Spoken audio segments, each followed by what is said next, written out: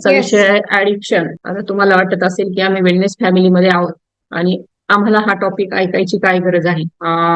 असं वाटत असेल तरी पण शेवटपर्यंत थांबा. कारण काही अगदी छोटे छोटे गोष्टी असतात की आपल्या लक्षातही येत नाही की आपल्याला हे ऍडिक्शन आहे. आणि जरी आपल्याला कुठलंही ऍडिक्शन नसेल, कुठलंही व्यसन आपल्याला नसेल, तरी आपण ज्या समाजात राहतो त्या समाजाचं काही देणं लागतो. आणि या समाजामध्ये जर आपल्याला कुणाला मदत करता आली, लक्षात आलं की समोरच्या माणसाला मदतीची गरज आहे, तर तिथं आपण त्यांना मदत करू शकतो. आता जिम रॉन एक ग्रेट विचारवंत आहेत. त्यांनी असं म्हटलं आहे की take care of your body, it is the only place you have to live. म्हणजे आपल्या शरीराची काळजी घ्या, कारण ती एकच अशी जागा आहे की जिथं आपण राहतो. भलेही आपला बंगला, फ्लॅट किती मोठा असेल, किती कोटीचा असेल, परंतु आपलं शरीर जर प्रॉपर नसेल, शरीराचं आरोग्य जर चांगलं नसेल, तर आपल्याला त्याची काही फायदा नाहीये त्या मोठ्या घराचा. तर सगळ्यात महत्वाचं म्हणजे आपण आपल्या शरीराची काळजी घेणं महत्वाचं आहे, असं त्यांचं म्हणणं आहे. आणि अगदी बरोबर आहे, कारण आपल्या शरीरामध्ये जर वेगवेगळे आजार आपल्याला लागले तर जीवाला सुख नसतं. कितीही पैसा त्याच्यासाठी खर्च केला तरी आपण कुठल्याही गोष्टी विकत घेऊ शकत नाही. एकदा किडनी खराब झाली की ती तो जो डॅमेज आहे तो शक्यतो रिव्हर्स करू शकत नाही. किंवा तीच गोष्ट लिव्हरच्या बाबतीत असेल, हार्टच्या बाबतीमध्ये असेल. तर सगळ्यात महत्वाचं म्हणजे आपल्या शरीराची आपण काळजी घ्यायची आहे. आणि त्यामुळं आपण शरीरामध्ये कोणत्या गोष्टी टाकतोय, कोणत्या गोष्टी इनटेक करतोय, किंवा बाकीची आपली लाईफस्टाईल कशी आहे, प्रॉपर झोप घेतो की नाही, ह्या सगळ्या गोष्टी खूप इम्पॉर्टंट आहेत. आणि म्हणून take care of your body. याच विचारासोबत आपण आपल्या पुढच्या ज्या स्लाइड आहेत त्यामधून बघूया की ऍडिक्शन म्हणजे काय. ऍडिक्शन म्हणजे मराठीमध्ये म्हटलं तर व्यसन, कुठल्याही गोष्टीचं व्यसन. आता आपल्याला जे व्यसन माहिती आहे ते म्हणजे मादक पदार्थांचं व्यसन. समजा एखादा दारू पितो तर आपण म्हणू शकतो की तो व्यसनाधीन आहे. तंबाखू हे सुद्धा व्यसन आहे. त्याचबरोबर वेगवेगळे जे मादक पदार्थ आहेत, कोकेन असेल, हिरोईन असेल, वेगवेगळे इंजेक्शनद्वारे घेतले जाणारे जे ड्रग्स आहेत, तर हे जे व्यसन आहेत, अगदी त्यामध्ये तंबाखू सुद्धा येते, सिगारेट, बिडी, या सगळ्या गोष्टींचं जे व्यसन आहे, तर ते एक नंबरचा जो प्रकार आहे सबस्टन्स अब्युज याच्यामध्ये येतो. की त्या वस्तू आपण सेवन करत असतो आणि त्याशिवाय आपल्याला चैन पडत नाही. आपल्याला माहित असतं सिगारेट जर पिलं तर आपलं फुफ्फुस खराब होणार आहे, दारू पिली तर आपलं लिव्हर खराब होणार आहे. या सगळ्या गोष्टींची जाणीव असते आपल्याला, परंतु एकदा ते व्यसन लागल्यानंतर ते सोडणं कठीण असतं. तीच गोष्ट आहे तंबाखूच्या बाबतीमध्ये सुद्धा. तंबाखूच्या पुडीवर लिहिलेलं असतं की ती सूचना दिलेली असते की यामुळे कॅन्सर होऊ शकतो, परंतु अगदी मोठ्या अक्षरात दिलेली असते. परंतु तरीही ज्यांना ते व्यसन लागलेलं आहे ते अगदी सोडायला तयार नसतात. दुसरा जो प्रकार आहे तो बिहेवियरल ऍडिक्शन. आणि तिसरा प्रकार आहे uncontrollable impulses. One by one बघूया आपण. आता सगळ्यात जास्त कॉमन जर ऍडिक्शन आहे तर हे जे सबस्टन्स अब्यूज म्हणजे वस्तूंचं जे व्यसन आहे, वेगवेगळे पदार्थ, मादक पदार्थ त्यांचं व्यसन, याला आपण सबस्टन्स अब्यूज म्हणतो. आणि सगळ्यात कॉमन प्रकार आहे तो. बहुतेक लोक अगदी कुठलं ना कुठलं त्यांना व्यसन असू शकतं. बऱ्याच आपल्या आजूबाजूला आपण बघू शकतो.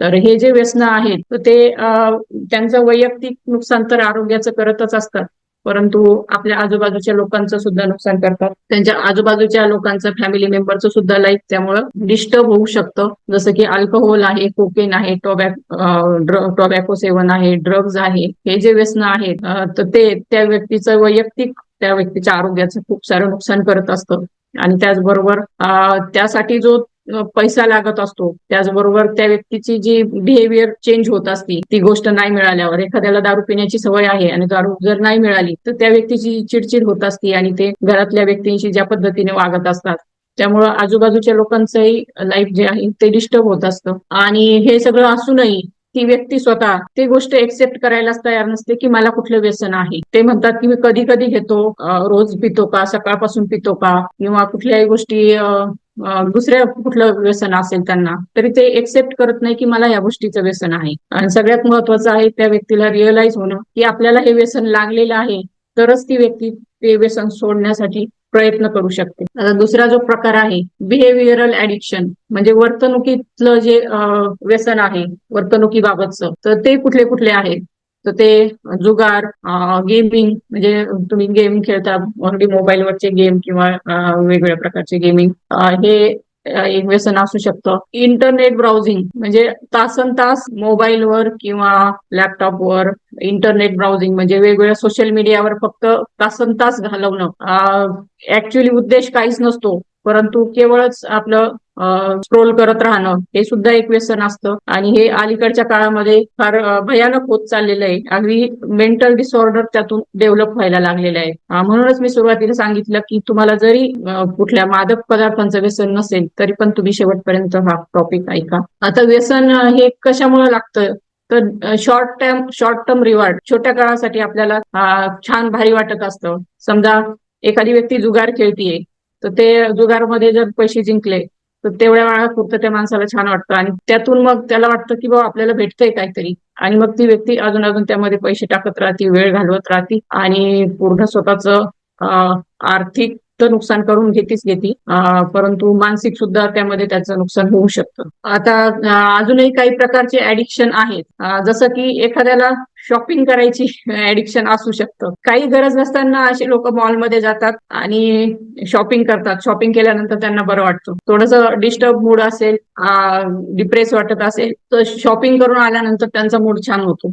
असंही काहींना ऍडिक्शन असू शकतं. त्याचबरोबर काहींना सतत काहीतरी काम करण्याचं ऍडिक्शन असू शकतं. विनाकारणच खूप काम आहे असं हे करतात आणि सतत काहीतरी काहीतरी करत असतात.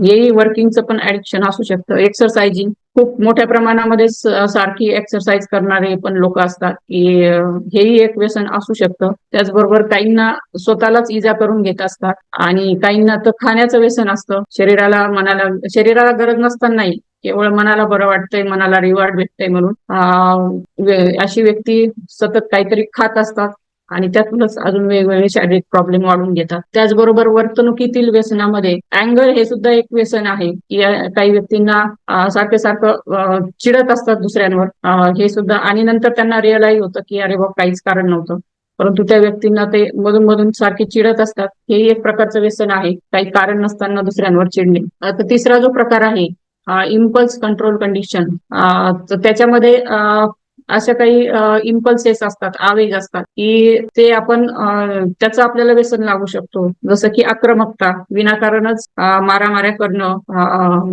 किंवा घरात कुणाला मारणं. काही लोकांना चोरी करण्याचं व्यसन असू शकतं. काहींना विनाकारण कुठेतरी आग लावून, म्हणजे आग लावून त्यांना ते त्यातून आनंद मिळवत असतात. जाळ म्हणजे आग म्हणजे जाळ लावतात, कुठेतरी कचरा वगैरे पेटवणं, काहीतरी काहीतरी करणं, जाळ लावणं, आणि त्याच्यातून त्यांना आनंद मिळू शकतो. असेही काही व्यसनाचे प्रकार आहेत. आता व्यसन आहे तर त्याचे आपल्या शरीरावर काय परिणाम होत असतात, फिजिकल इंडिकेटर्स काय आहे, म्हणजे कोणते लक्षणं आहेत, तर ज्याला या व्यक्तीला व्यसन आहे ती हायपर ऍक्टिव्ह असू शकते, म्हणजे अजिबातच स्थिर नसते, सतत काहीतरी तिला पाहिजे असतं, काहीतरी करायचं असतं, आणि माइंड कधी स्थिर नसतं अशा व्यक्तीचं, म्हणून ती हायपर ऍक्टिव्ह असते. त्याचबरोबर सेडेंटरी लाईफ जगायला तिला आवडतं, म्हणजे कुठल्याही जबाबदाऱ्या नको असतात. रिपिटेटिव्ह स्पीच, सारखं सारखं कधी कधी काही व्यक्ती त्याच त्याच गोष्टी बोलत असतात. काही अगदी अशक्त दिसायला लागतात, आणि काहींचे डोळे जे आहेत ते बाहेर आल्यासारखे मोठे दिसायला लागतात. काहींना वेट लॉस होऊ शकतं, काहींना वेट गेनही होऊ शकतं. असे वेगवेगळे शारीरिक लक्षणं व्यसनाचे दिसू शकतात. इमोशनल लक्षणं काय आहेत, तर अशा व्यक्तींना जर आपण म्हटलं त्यांच्या व्यसनाबाबत जर थोडंसं काही बोलायला गेलो तर ते त्याचं समर्थन करत असतात. ते तयारच नसतात की मी काही चुकीची गोष्ट करतोय, त्या गोष्टीचं ते समर्थन करत असतात, आणि त्यामुळे ते आपण बोलायला गेलो की ते आपल्यावर चिडतात आणि ते जे काही करतात त्याचे वेगवेगळे कारण ते सांगत असतात. म्हणजे स्वतःच्या वागण्याचं ते समर्थन करत असतात, आणि त्याचबरोबर रियालिटी काय आहे, वास्तविकता काय आहे ते स्वीकारायला तयार नसतात. अगदी स्वतःला हे व्यसन आहे हे स्वीकारायला सुद्धा ही व्यक्ती तयार नसते. त्याचबरोबर लोकांशी त्यांचा संपर्क कमी होतो, समाजामध्ये इंटरॅक्शन कमी होतं, नातेसंबंधांमध्ये दुरावा येऊ शकतो, आणि अशा व्यक्ती अचानकच खूप चिडतात, चिडचिड करतात. ही काही भावनिक लक्षणं त्यांच्यामध्ये दिसू शकतात. आता वागणुकीतील लक्षणं कुठले आहेत, बिहेवियरल इंडिकेटर्स, तर अशा ज्या व्यक्ती आहेत ज्यांना व्यसनाधीन झालेल्या व्यक्ती, तर त्यांनी जे काही कमिटमेंट केलेले आहेत त्यांच्या प्रोफेशनल लाईफमध्ये की मी हे करल ते करल, किंवा म्हणजे काही त्यांनी कमिट केलेलं असतं, तर ते कमिटमेंट ते शक्यतो पाळत नाही. तर ते डिले करत राहतात. आज नाही, उद्या, उद्या नाही, परवा असं त्यांचं ते वेळेवर ते कमिटमेंट कधीच पूर्ण करत नाही. त्याचबरोबर त्यांचा झोपेचा पॅटर्न जो आहे तो पण डिस्टर्ब झालेला असतो. त्यांना प्रॉपर झोप येत नाही किंवा कंप्लीट झोप ते घेत नाही. त्याचबरोबर फायनान्शियल इन्स्टॅबिलिटी, आर्थिक असुरक्षितता त्यांच्याकडे असते आणि विनाकारणच भांडण उकरून काढतात आणि कॉन्स्टंटली कोणाशी तरी वाद घालत राहतात. त्याचबरोबर व्यक्ती व्यक्तीमधले म्हणजे नातेसंबंधांमधले रिलेशन जे आहे तर ते त्यांचे खराब होतात. प्रत्येकाशी काहीतरी वाद त्यांचे होत राहतात. त्यामुळं ते रिलेशन व्यवस्थित बिल्ड करू शकत नाही फॅमिली मेंबरशी, फ्रेंडशी. त्याचबरोबर विनाकारणच सारखं त्यांना नकळतपणे खोटं बोलण्याची सवय असते काही व्यक्तींना. त्यांच्या स्वतःच्याही नकळत ते सारखं विनाकारण नसताना खोटं बोलत असतात आणि त्याचबरोबर फोकस करू शकत नाही. ते कुठल्या गोष्टीवर लक्ष केंद्रित करू शकत नाही, सतत अनफोकस्ड राहतात. आता ही झाली आपण लक्षणं बघितली की एखादी व्यक्ती व्यसनाधीन असेल तर त्याच्यावर शारीरिक परिणाम काय होऊ शकतात, शारीरिक लक्षणं काय दिसतात, भावनिक लक्षणं काय दिसतात किंवा बिहेव्हिअरल लक्षणं काय दिसतात. आता आपण फॅक्ट्स बघूया. Cancer is by product of tobacco addiction असं बऱ्याच शास्त्रज्ञांनी वगैरे त्यांचं मत आहे की तंबाखू हे कॅन्सरचं कारण आहे.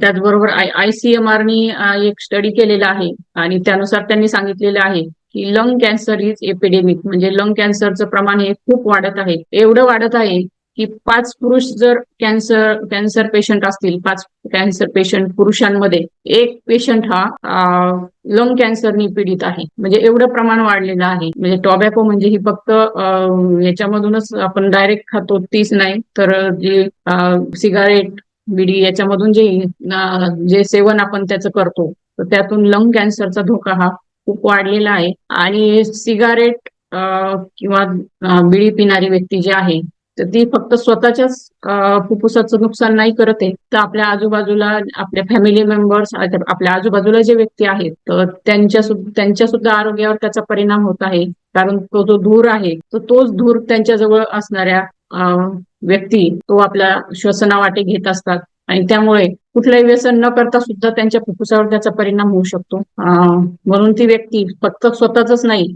तर बाकीच्यांच्या आरोग्यासाठी सुद्धा धोका निर्माण करत असते. त्याचबरोबर जे ड्रग्ज आहेत ते इंजेक्शन द्वारे घेतले जाणारे जे ड्रग्ज आहेत तर ते आपली न्यूरल हेल्थ आणि कॉग्निटिव्ह बॅलन्स म्हणजे मेंदूचं जे कार्य आहे, मेंदूचं फंक्शन ते डॅमेज करते.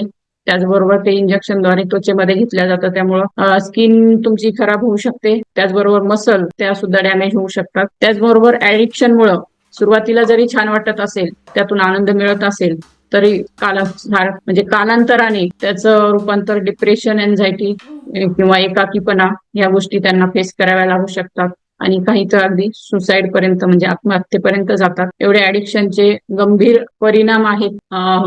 इंटरपर्सनल रिलेशनशिप्स आर ड्रुइंग, म्हणजे व्यक्ती व्यक्तींमधले जे संबंध आहेत तेही पूर्णपणे नष्ट होतात.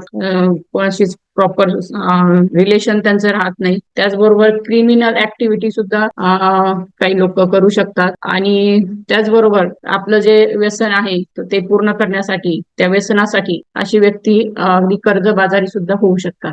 तर ही रियालिटी आहे. समाजामध्ये आपण बघतो की खूप सारे लोक त्या व्यसनापायी कर्जबाजारी झालेले आहेत, त्यांचे फॅमिली डिस्टर्ब झालेले आहेत, त्यांच्या फॅमिलीवर, मुलाबाळांवर सुद्धा परिणाम झालेला आहे. हे सगळं होत असतं पण तरी ती व्यक्ती तयार नसते की स्वतःचं व्यसन सोडायला किंवा त्यासाठी कुठली पाऊल उचलायला. तर कसं आपण त्याला ओव्हरकम करू शकतो, तर कन्सल्ट फिजिशियन और काउन्सिलर, तुमचे जे डॉक्टर आहेत त्यांचा सल्ला घ्या किंवा काउन्सिलरची मदत घ्या. काही काही जे प्रकार आहेत त्यामध्ये काउन्सिलरची मदत घेणं आवश्यक आहे, जसं की बिहेव्हिअरल ऍडिक्शन असेल किंवा इम्पल्स डिसऑर्डर असेल तर त्यामध्ये तुम्हाला काउन्सिलरचीच मदत घ्यावी लागणार आहे. त्याचबरोबर जे मादक पदार्थांचं जे व्यसन आहे तर ते तुम्ही एकदम निर्णय घेऊन लगेच स्टॉप केलं पाहिजे. असं नाही की आता मी हळूहळू कमी करतो, ते हळूहळू कधीच कमी होत नसतं. प्रत्येक जण म्हणतो आता आज शेवटचं, उद्या नाही घेणार, परंतु ते कधीच होत नसतं. त्यामुळं पटकन निर्णय घेऊन त्या गोष्टी थांबवायच्या आहेत. थोडे दिवस तुम्हाला त्रास होणार आहे, तुम्हाला शारीरिक त्रास तुम्हाला त्यातून दिसू शकतो, परंतु ते टेम्पररी असेल. अशा वेळी डॉक्टरांची थोडीशी मदत घेऊ शकता आपण. परंतु अशा गोष्टी तातडीने जर आपण थांबवल्या तरच ते व्यसनातून आपण मुक्त होऊ शकणार आहोत. येस. आणि हे जे व्यसनमुक्तीचा जो प्रवास आहे त्यामध्ये दोन गोष्टी महत्वाच्या आहेत. त्या म्हणजे एक सेल्फ डिसिप्लिन आणि तुमचं विल पॉवर. स्वतःला शिस्त लावणं गरजेचं आहे. स्वतःला शिस्त लावायची आणि तुमची ही इच्छाशक्ती आहे की नाही आता बस झालं, मी आता हे थांबवणार आहे. कारण ते जे तुम्ही व्यसन करता आहात त्यातून तुमचा शारीरिक दृष्ट्या कुठलाही फायदा होत नसतो.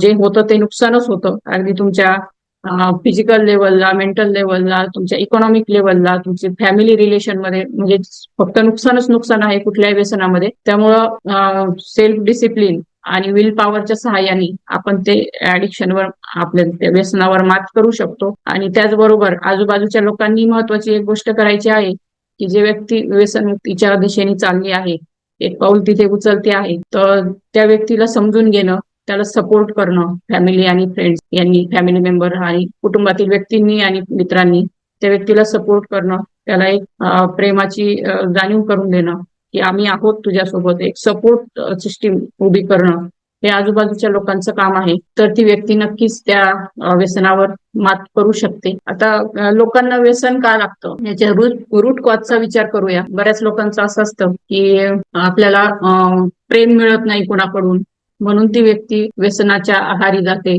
काहींना असं वाटतं की आपलं काही महत्वच नाहीये फॅमिलीमध्ये किंवा समाजामध्ये. अशा वेळी सुद्धा त्या एका फ्रस्ट्रेशन मधून अशा व्यक्ती याच्याकडे, व्यसनांकडे जाऊ शकतात. हे त्याचं रूट कॉज झालं की या गोष्टी, प्रेम आणि सिग्निफिकन्स याचा अभाव असल्यामुळे या व्यक्ती व्यसनाकडे जाऊ शकतात. तर सगळ्यात महत्वाचं आहे की त्या व्यक्तीला समजून घेणं, त्याला सपोर्ट करणं आणि नक्कीच ती व्यक्ती त्यातून बाहेर येऊ शकते. त्यासाठी काही छोट्या छोट्या गोष्टी आहेत की ज्या आपण आपल्या व्यसनमुक्तीच्या दरम्यान आपण त्या करू शकतो आणि त्यातून आनंद मिळवू शकतो. जसं की जुने जुने पिक्चर बघणं, गाणी ऐकणं, पुस्तकं वाचणं, नेचरमध्ये फिरणं, निसर्गामध्ये वॉक करणं, त्याचबरोबर आपल्या आवडत्या व्यक्तींबरोबर बोलणं, त्यांच्यासोबत वेळ स्पेंड करणं, पेंटिंग करणं, लॉंग ड्राईव्हला जाणं, लहान मुलांसोबत खेळणं, आउटडोअर गेम्स खेळणं, मैदानी खेळ खेळणं, मोठ्यानी गाणे म्हणणं, त्यातूनही आपला स्ट्रेस लेवल कमी होत असते. जे निगेटिव्हिटी आहे आतली ती बाहेर पडत असते. त्यामुळं हा एक खूप चांगला उपाय आहे की मोठ्याने आपण गाणी म्हणू शकता. त्याचबरोबर बाकीच्या लोकांना, समाजातील लोकांना सर्व्हिस देणं, त्यांना मदत करणं, यातूनही आपल्याला आनंद मिळू शकतो आणि नक्कीच आपण आपल्या व्यसनापासून थोडं का होईना दूर जाऊ शकतो. येस. तर शेवटचा रिच्युअल आलाय की आपण आता काय करायचं याच्यामध्ये. भलेही मी सुरुवातीला सांगितलं की भलेही आपल्याला असं वाटत असेल की आपल्याला कुठलंही ऍडिक्शन नाहीये, आपल्याला कुठल्याही वस्तूचं ऍडिक्शन नाहीये, परंतु अगदी छोट्या छोट्या गोष्टी असू शकतात, त्या आहेत का चेक करायचंय स्वतःच्या बाबतीमध्ये. ती फार मोठी नसेल, अगदी छोट्या छोट्या असतील, जसं की सारखं सारखं तक्रार करत राहणं एखाद्या परिस्थितीबाबत, एखाद्या व्यक्तीबाबत, किंवा जे काही आहे, एखादं आपण काम करू शकलो नाही तर त्याच्या बाबत कारण सतत काहीतरी सांगणं, हे असंच नाही तसंच नाही म्हणून मला हे करता नाही आलं, किंवा असं सतत तक्रारी करत राहणं, कोणाला तरी ब्लेम करत राहणं, हे सुद्धा व्यसन असू शकतं. टीका करणं, सतत कोणावर तरी टीका करत राहणं, हेही व्यसन असू शकतं. सारखं सारखं चिडणं, कारण नसताना विनाकारणच एखाद्यावर चिडत राहणं, हेही व्यसन असू शकतं. त्याचबरोबर अगदी तासन तास टीव्ही बघत राहणं, हाही एक व्यसनाचाच प्रकार आहे. त्याचबरोबर सगळ्यात महत्वाचं म्हणजे सोशल मीडिया ऍडिक्शन, याचं प्रमाण आता प्रचंड वाढत चाललेलं आहे आणि याच्यातून खूप सारे सायकोलॉजिकल प्रॉब्लेम्स पुढे येत आहेत. त्यामुळं सोशल मीडियावर किती वेळ घालवायचा, त्यावर काय बघायचं, या गोष्टी आपल्या हातात आहेत. आणि जर आपल्याला असं वाटत असेल की आपण कुठेतरी त्या सोशल मीडियाच्या आहारी चाललोय, तर कुठं स्टॉप करायचं, किती वेळ सोशल मीडियावर वेळ घालवायचा, तर हे सुद्धा महत्वाचं आहे. हे आपण चेक करू शकता की याच्यापैकी आपल्याकडे कुठल्या गोष्टी आहेत का, आपण यातलं काय करतो का, सारखं सारखं कंप्लेनिंग करतो का, कोणावर टीका करतो का, की खूप वेळ विनाकारण तासन तास टीव्ही बघतो, सोशल मीडियावर बघतो. यापैकी काही करत असेल तर ते राईट डाऊन करा तुमच्या नोटबुक मध्ये. याच्यामध्ये राईट डाऊन करणं महत्वाचं आहे. त्याचबरोबर जर तुम्हाला कुठलं व्यसन असेल तर त्या व्यसनामुळं स्वतःला किंवा आपल्या आजूबाजूच्या व्यक्तींना काही त्रास होतोय का, हे सुद्धा लिहा. किंवा माझ्या हे असं असं व्यसन आहे त्यामुळे माझ्या शरीरावर हा परिणाम होतो, किंवा माझ्या आजूबाजूचे जे फॅमिली मेंबर्स आहेत त्यांना असा असा त्रास होतो, तर ते सुद्धा तुम्ही लिहून काढा. पुढची स्टेप आहे, next step to be aware, म्हणजे तुम्ही अवेअर होणं सगळ्यात महत्वाचं आहे, की कुठले कुठले व्यसन असू शकतात छोटे छोटे, आणि त्याच्याबाबत अवेअरनेस आपल्यामध्ये आणि समाजामध्ये निर्माण करणं आवश्यक आहे. आणि जर कुठलं व्यसन असेल, अगदी छोट्यातलं छोटंही, तरी पण त्याच्यातून थोडस लांब राहायचंय, त्याची फ्रिक्वेन्सी कमी करायची. आणि या पद्धतीने आपण स्वतःच्या बाबतीतही चेक करायचं आहे, की आपल्याला यातलं कुठलं व्यसन आहे का, कुठलं ऍडिक्शन आहे का, आणि असेल तर आपण त्यातून कसं बाहेर यायचं. तर येस, आजचा टॉपिक एवढाच होता.